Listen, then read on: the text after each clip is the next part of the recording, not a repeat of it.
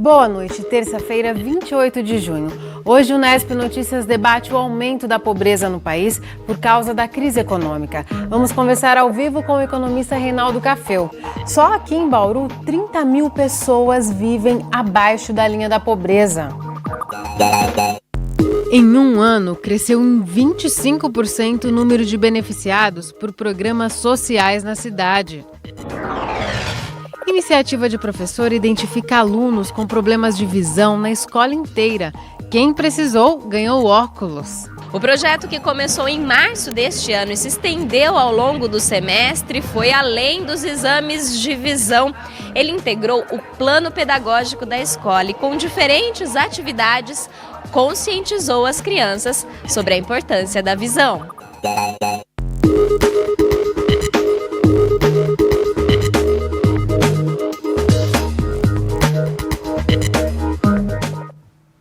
Cerca de 30 mil bauruenses vivem hoje abaixo da linha da pobreza.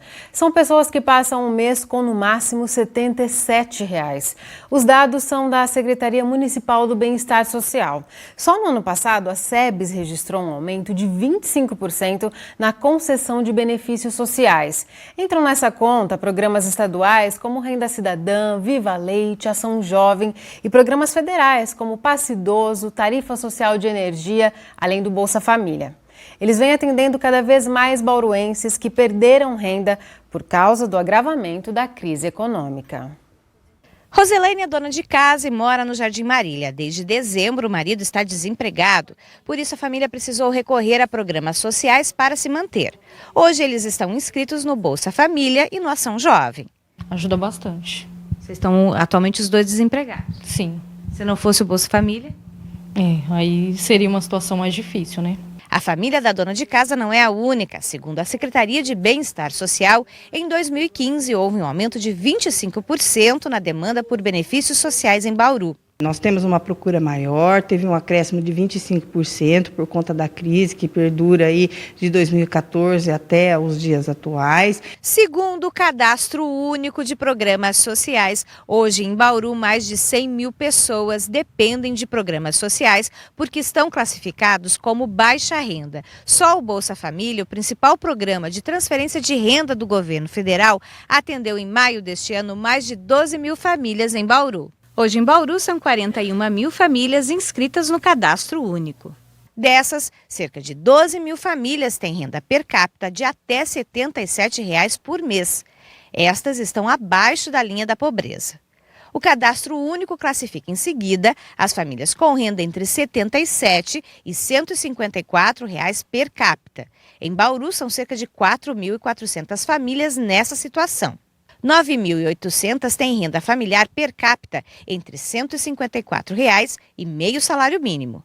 E, por fim, 14.500 famílias cadastradas têm renda per capita acima de meio salário mínimo.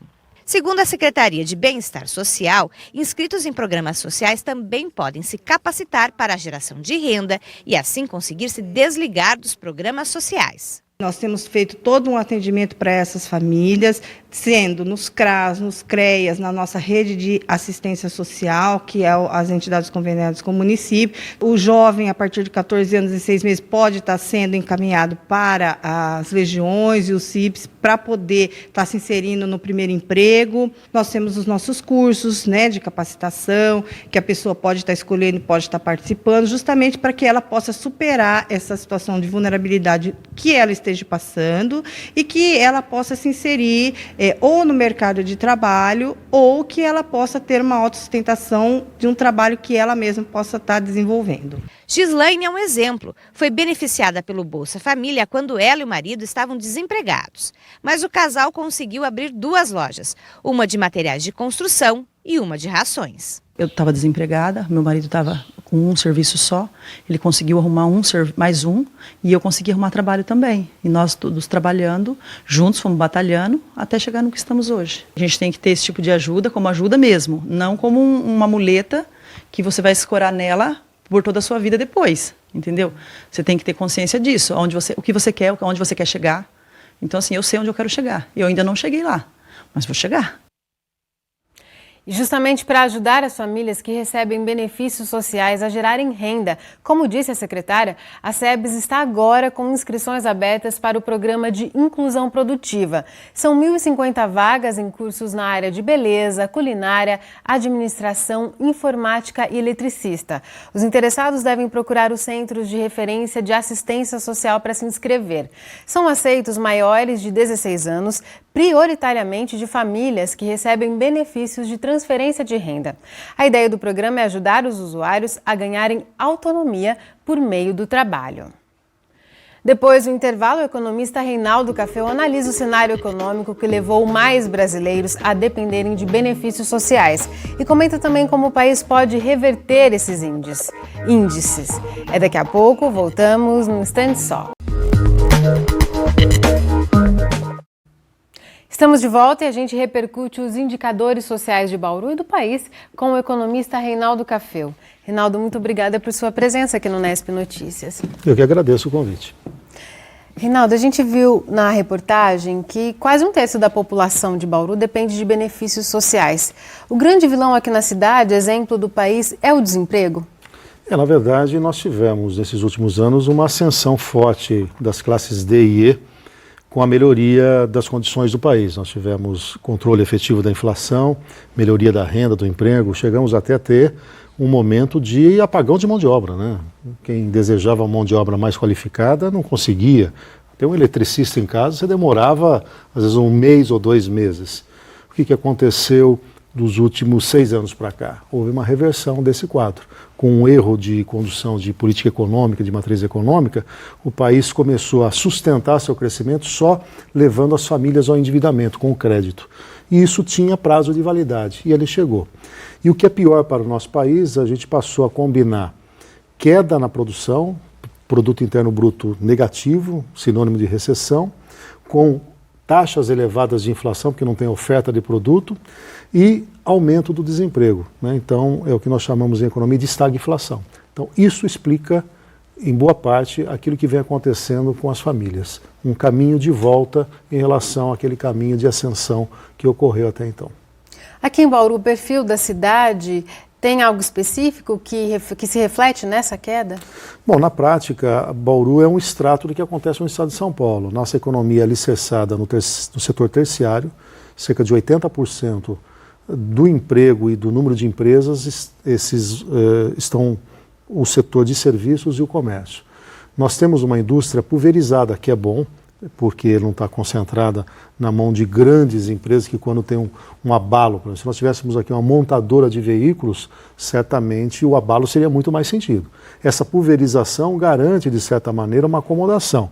Entretanto, há uma desindustrialização no país e Bauru não é diferente.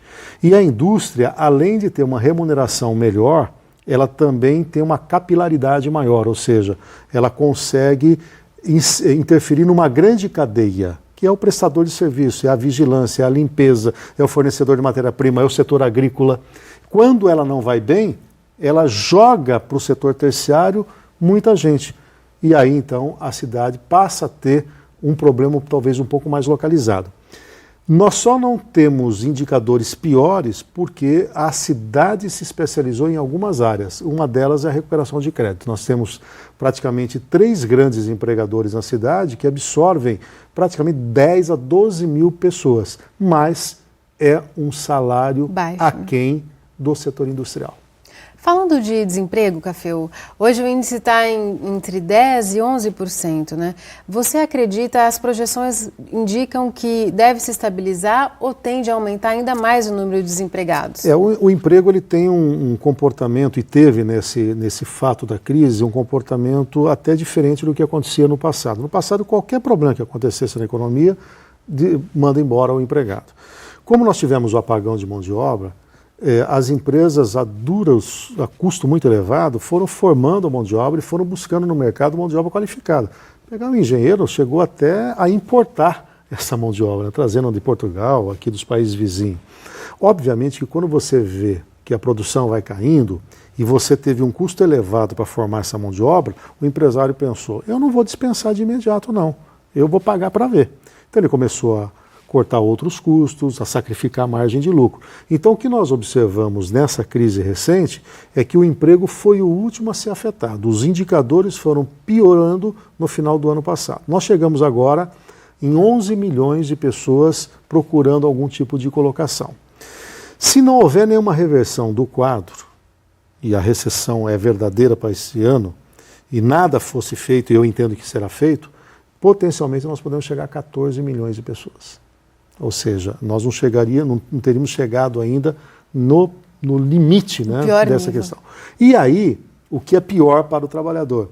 Se foi o último a ser afetado, vai ser também o último a ser recuperado, porque o empresário também vai pagar para ver. Ele vai observar a melhoria da economia, ele vai tentar desovar seus estoques, ele vai tentar ganhar produtividade, ele vai eventualmente até pagar hora extra, mas ele não vai contratar maciçamente. Ele pode fazer uma contratação pontual. Quando ele sentir que efetivamente há uma reversão do quadro, aí ele se lança na contratação. Então, em projeção, indicando que a atual equipe econômica pode acertar a mão dessa vez, no segundo semestre do ano que vem nós podemos ter um indicador melhor em relação ao nível de emprego. Até lá ainda vai piorar um pouco para depois começar a melhorar. E essa equipe econômica, na sua visão, ela tem condições de reverter esses índices, mesmo estando atrelada a um governo interino que está afundado em escândalos de corrupção, que faz muitas negociatas com políticos para a aprovação das medidas, né, que se propõe? Ela tem condições de reverter, mesmo com todo esse fator político pesando contra?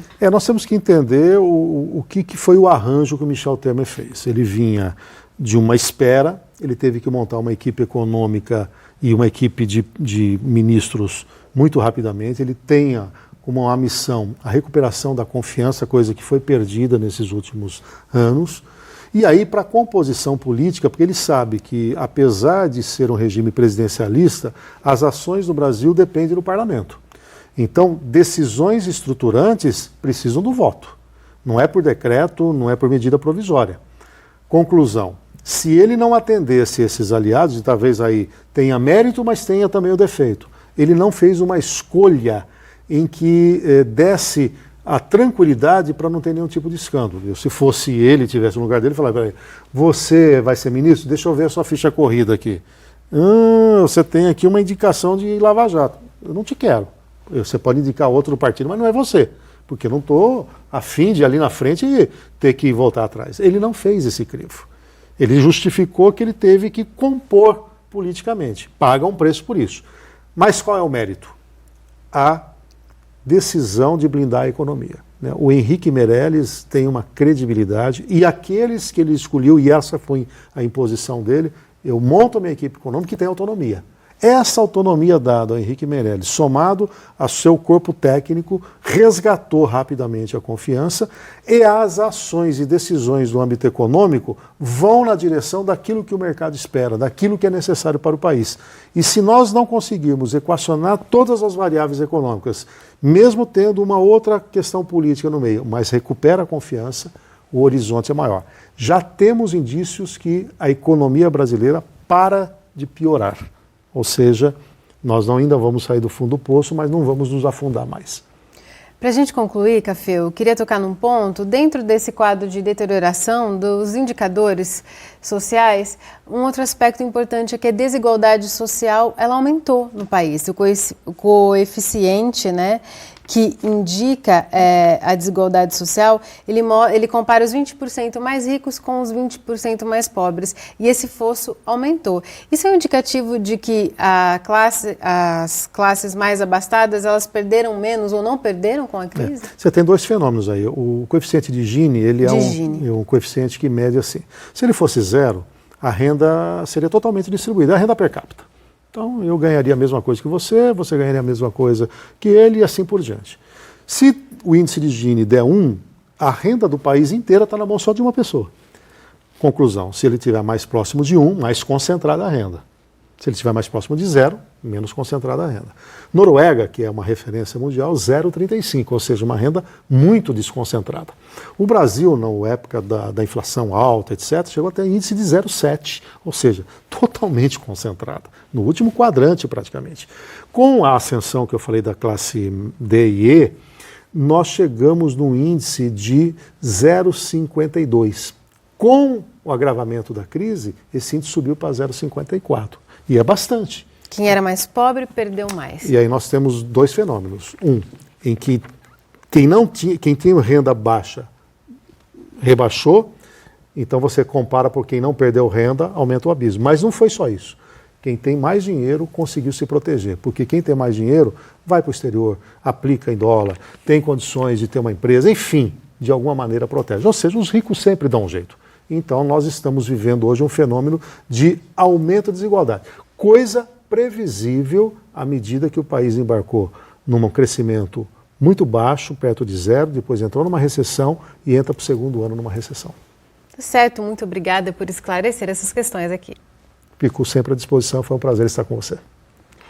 Depois do intervalo, você vai conhecer uma iniciativa de uma professora que transformou a vida dos alunos que não enxergavam bem em sala de aula. Ela mobilizou parceiros para fazer exames e conseguir óculos de graça para as crianças. Daqui a pouco, voltamos num instante só. Voltamos e a gente vai direto saber como fica o tempo nesta quarta-feira. As informações são do IPMET e do CPTEC. A massa de ar seco que atua sobre o estado mantém o tempo firme em todas as regiões paulistas.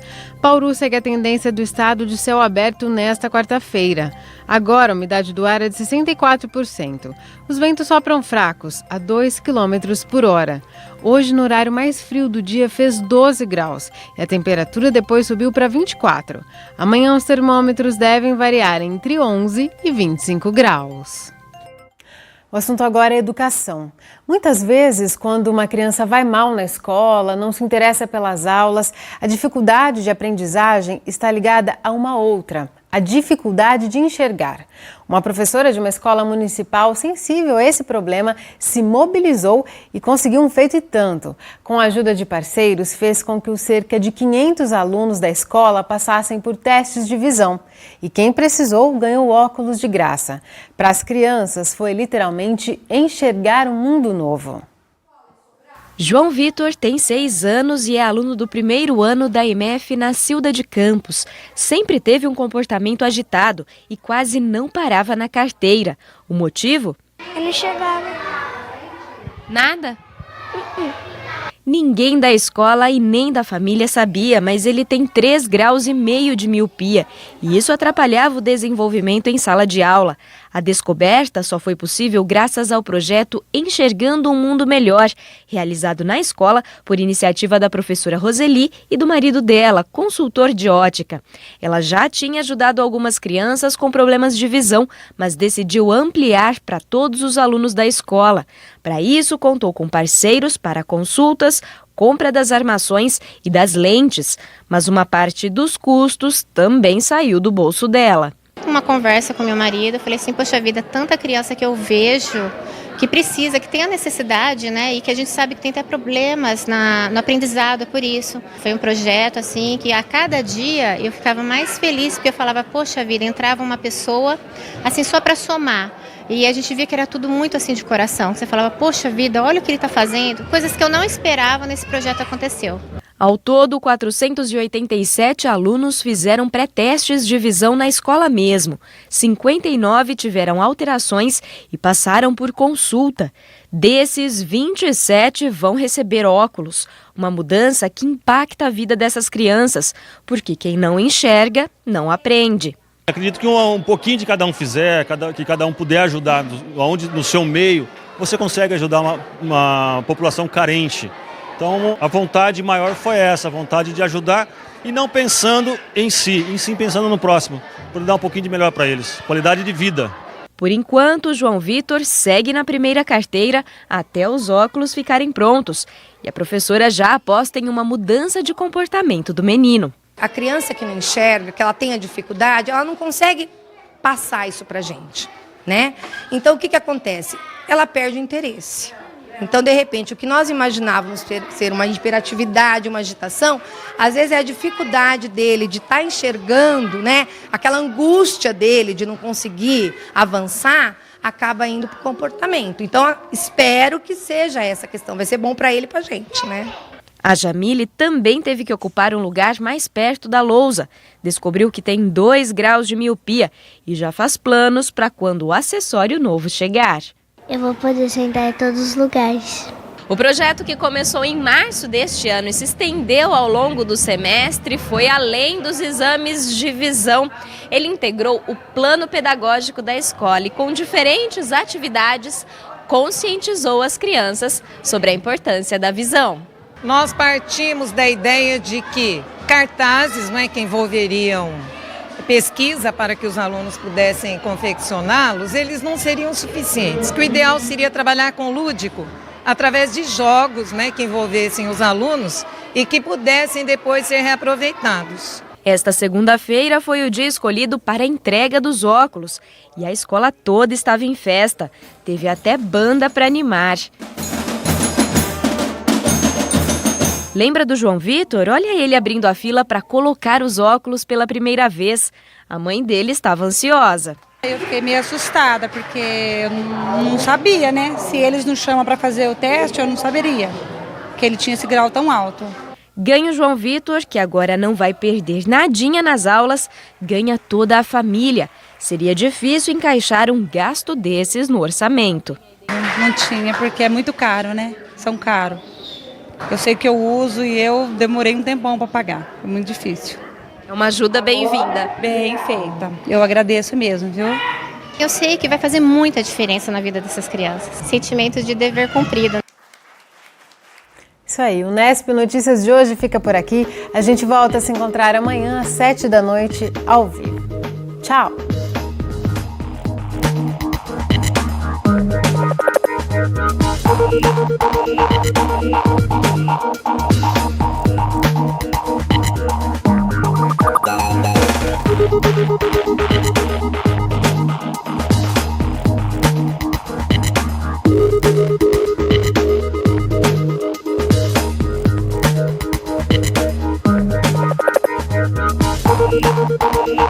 Thank you.